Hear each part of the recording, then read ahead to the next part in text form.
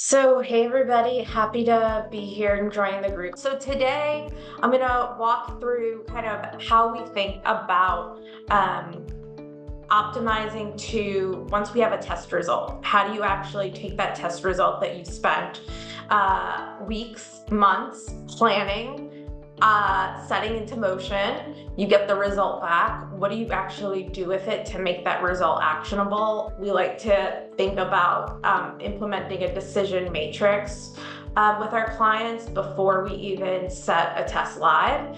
And this is a process that tells us we kind of map out what the different possibilities are once we've gotten a multiplier and what the decision is going to be ahead of time based on a range of scenarios. So if I'm a brand, for instance, and $2.50 is my stated ROAS goal, if my multiplier ends up getting me to a $2.50 ROAS, I know I'm gonna wanna kind of hold steady with what I'm doing. If I end up with a really favorable result of like a $3 plus, should be prepared to scale up that tactic.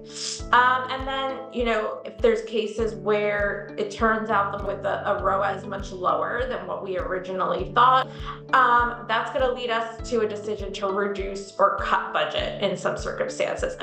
So the decision matrix helps to take some of that emotionality out of the process ahead of time.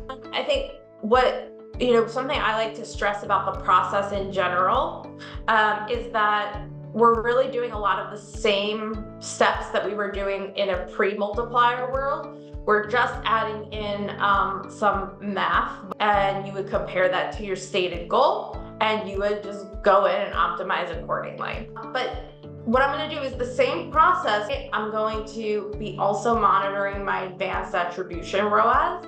And so knowing my multiplier, I know that if the platform tells me I have a 650 ROAS, I know in reality that day's ROAS was really more like 450. And every day I'm going to add more budget and look at how that ROAS is reacting.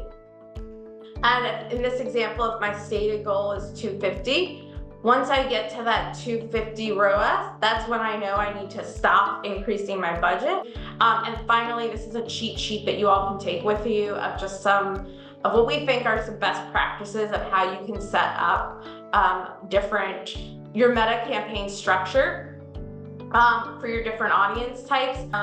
In a setup like this really allows for better testing and cleaner application of multipliers so that you're not mixing the remarketing audience with your prospecting audience.